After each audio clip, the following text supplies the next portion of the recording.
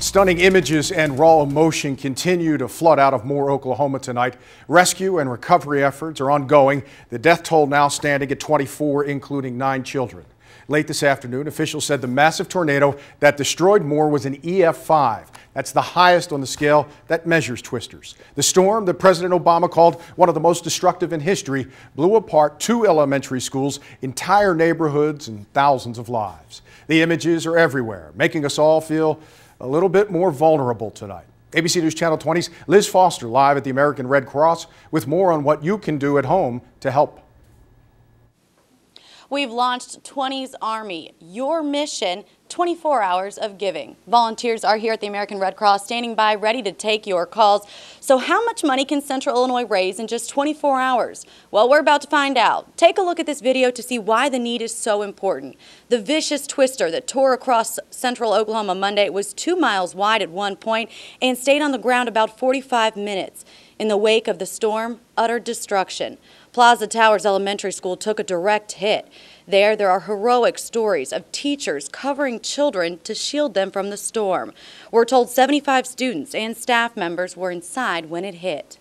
It's a tremendous debris field. It is massive. It was surreal just to walk upon that last night. There were hundreds of people. They had sledgehammers. They were desperately trying to get under the debris. If you did live in the areas, you were impacted, let people know you're okay, so we're not looking for people that we don't need to be looking for. As the governor points out, they're going through that debris, and we're going to keep looking until everybody's found. Even the hospital in Moore is, in the words of the mayor, devastated. So here's where you come in. Take part in our 24 hours of giving. Central Illinois may be miles away from all of that destruction, but there is something you at home can do to help those victims right now. And that's why we're here, to help raise money for disaster relief. So here's how you do it. Challenge your friends, your neighbors, your colleagues to help make a difference. Pick up the phone and call 787-7602. You can also text Red Cross with no spaces to 70,000 to make a donation, or you can give online at redcross.org. Volunteers will be standing by all night to take your pledge. And Vince, we launched this campaign at 11 a.m. this morning. We're going to keep that tally rolling until 11 a.m. tomorrow morning to see just how much we can raise for disaster relief efforts. Coming up a little bit later on, find out where the money is going to go that you donate tonight and just how much we've gotten so far. Vince? Liz, thanks very much. While the scene in Oklahoma has captured the nation's attention, last night's storms caused some damage closer to home. Weather Service officials say an EF2 tornado tore through Main Street in Mount Olive, Illinois last night. The system was only on the ground for about a minute just before 10:30, but as Storm Team 20's Christina Mueller reports, the damage is substantial. Here in Mount Olive, about 35 buildings sustained damage in last night's storms. That includes homes, businesses, and even government facilities. And as you can see just behind me here, this building is missing its entire second story. I feel very fortunate. I think God was on our shoulders. Those 2 windows blew out. My daughter was in one bed and my mother-in-law in the other. And big chunks of glass flew in on the bed. Missed her by just about this far. This family was lucky. They were able to board up broken windows and stay in their home. But less than a mile down the road, another family was not so lucky when the tornado hit. Those rooms are 17 foot long. It threw us from the window all the way to the next wall. I had a mouthful of dirt. There was boards flying everywhere. Once I got into the hallway, I was fine. Now her, with the roof being gone, it blew her all the way into the kitchen across the hallway.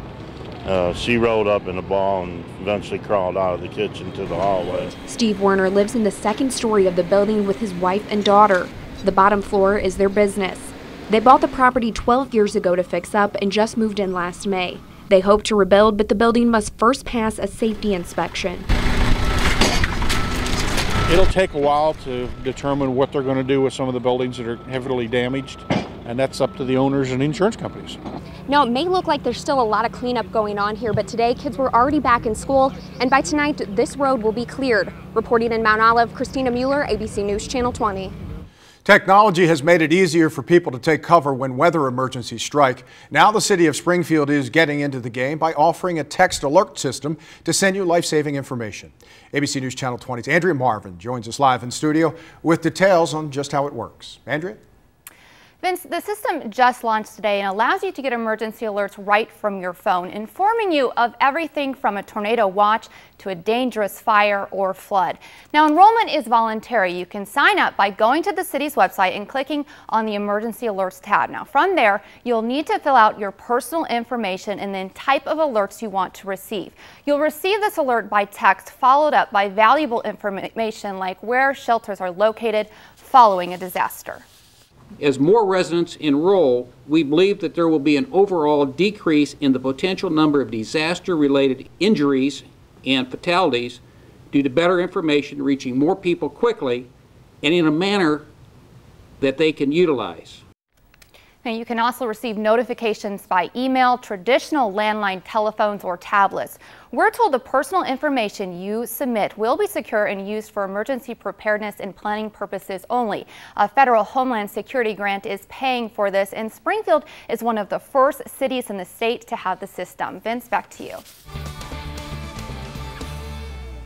Outside tonight, we have partly cloudy skies. There's our live tower cam, and you can see a few cumulus clouds there. We are really not anticipating severe weather tonight. That's good news. That severe weather threat has shifted to our southeast, but we may see some showers, possibly some thunderstorms develop late this evening into the overnight hours tonight. One thing that's really hampering our severe weather threat here, which is a good thing, is the storms to our south. They're kind of blocking the low-level jet stream, those low-level winds feeding the moisture, making our atmosphere more unstable. So right now the best threat for severe weather is down here, and again, we really do not anticipate severe weather here tonight.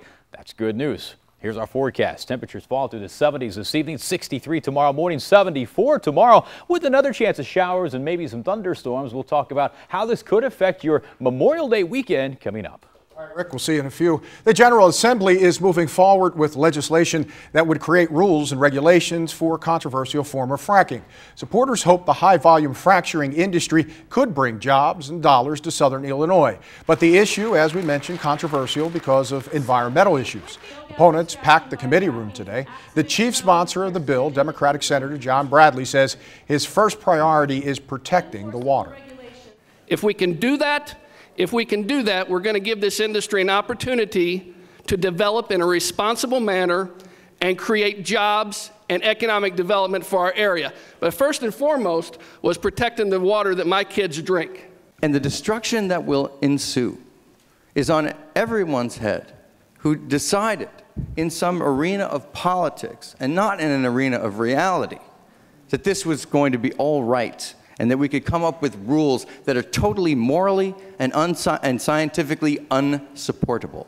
Now, despite the opposition, the bill passed unanimously and now heads to the full House for a vote. If you've made a pit stop for gas in the last few days, you have probably noticed the soaring prices at the pump, just in time for the big Memorial Day weekend.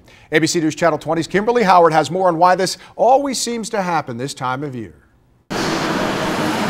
Whether you're driving a motorcycle, car, or truck, gas prices are traveling one way. I was a bit shocked. I did a price check on my phone to see what gas prices were elsewhere first. And here's what she got. The price of regular unleaded gas hovering in the $3.90s, threatening to teeter over the $4 mark as people plan to hit the road for Memorial Day weekend. I guess it kind of makes sense because it's supply, demand, but at the same time it's price gouging, it seems like.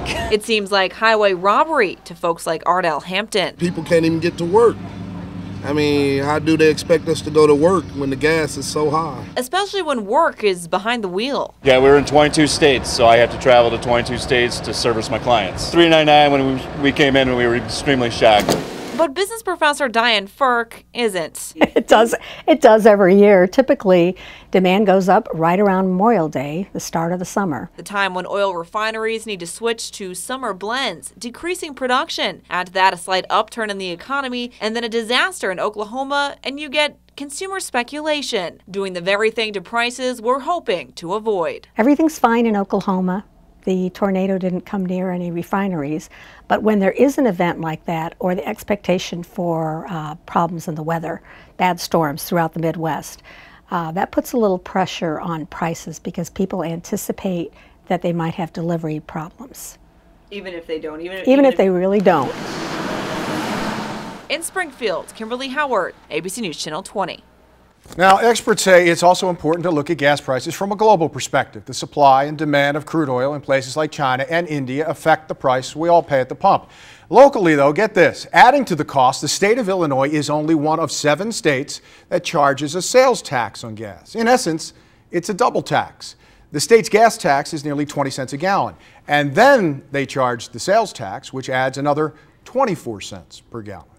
Still ahead near on First News at 5. Jurors in the Chris Harris murder trial hear from the accused murderer just days after the crime. What he told investigators coming up. And we need your help for our 24 hours of giving. Call the American Red Cross at 787-7602 to help tornado relief efforts in Oklahoma. We're back in a minute. 2 men are behind bars tonight in connection with an early morning shooting. Authorities say a woman was shot around 8:30 this morning in the 1800 block of South 16th Street. The name of the 17-year-old victim is not being released by authorities. Springfield police say one of the suspects, 30-year-old Milton Lacey, was in an argument with another person over a dog when he raised a gun and began firing. The female victim was standing in the doorway of a nearby home and her head was grazed by the bullet. The man Lacey was reportedly arguing with, 42-year-old Emmanuel Pitts, eventually started to fire back with his own handgun. Both Lacey and Pitts are in the Sangamon County Jail tonight, facing several weapons charges.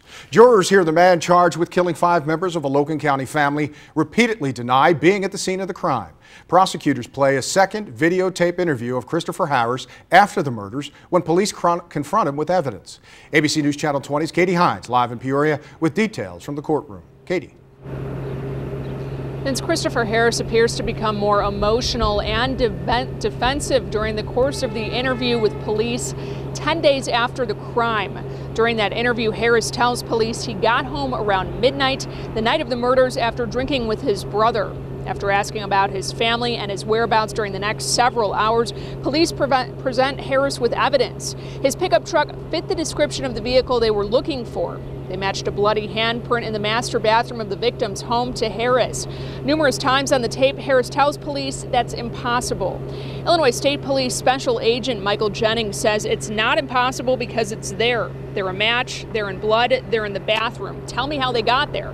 Harris says he has no idea, then tells police it can't be, it's not mine, I don't care what you guys say. On the tape, Harris repeatedly says he wasn't at the victim's house the night of the crime or even in Beeson. Later that day, police arrested Harris for the crime. He's charged with more than 30 counts of first-degree murder for the deaths of Rick and Ruth G. and their 3 kids in their Beeson home in 2009. Reporting live in Peoria, Katie Hines, ABC News Channel 20. Thank you very much, Katie. Time now to talk about the weather. We showed earlier that twister in Mount Olive and, of course, the terrible devastation that's going on in Oklahoma right now. Rick Kirby joining us now. Mostly sunny day today. Hopefully none of that stuff headed our way? No, it looks like the best chance for severe weather is to our south here tonight, although there could be a shower or thunderstorm later tonight into the overnight hours, and then another rain and storm chance tomorrow and possibly part of your Memorial Day weekend. I'll tell you which parts coming up.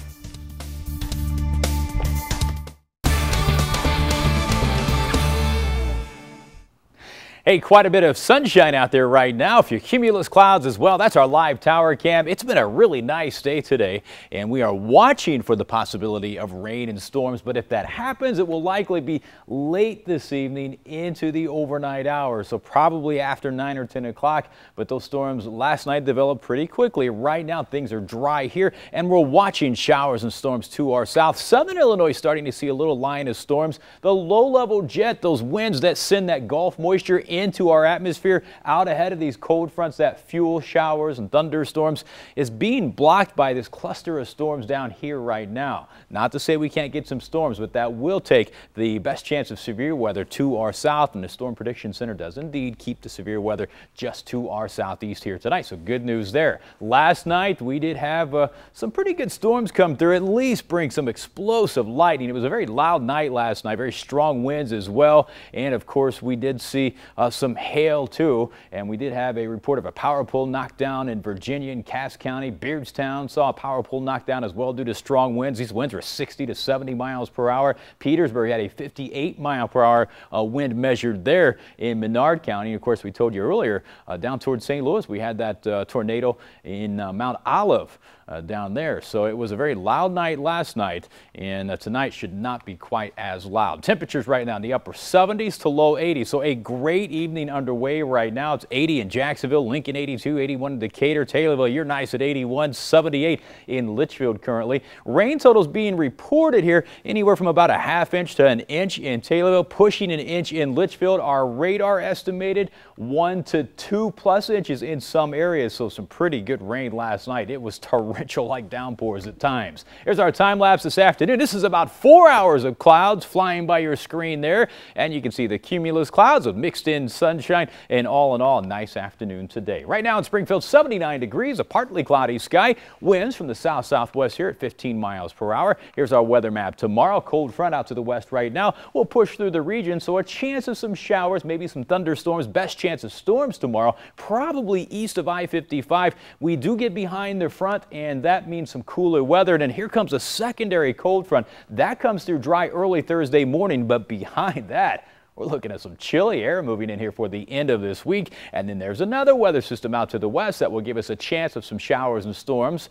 A slight chance, but a chance for Saturday, Sunday, and now maybe Monday, Memorial Day as well. So at least there's a chance of rain all weekend as it stands right now for Memorial Day weekend. Temperatures tomorrow here only in the 70s, but it cools down even more by Thursday. 63 tonight with that late night chance of showers and storms. 74 tomorrow with a chance of some scattered showers and storms. Here's the 7-day forecast. Look at that cool weather Thursday and Friday. Low 70s Saturday and Sunday, those rain chances. 78 on Monday, Memorial Day. Recapping tonight's story, officials say the monster tornado that hit Oklahoma was an EF5. That's the highest, the scale that measures the twisters. Here in Central Illinois, we can help them get back on their feet. Take part in our 24 Hours of Giving challenge. Challenge your friends, your neighbors, your colleagues to help make a difference. Pick up the phone and call 787-7602. Or you can also text Red Cross, no spaces, to 70,000 to make a donation. Volunteers will be standing by all night to take your pledge, and that's where we find ABC News Channel 20's Liz Foster with more on how they'll use those donations. Liz. Yep, we can hear the phones ringing behind us, and that's what we'd like to hear, and keep it coming, everybody at home. This is a big mission, and we do need your help. Standing by now to tell us a little bit about where this money will go is Trevor Sykes with the American Red Cross. Thanks so much for joining us.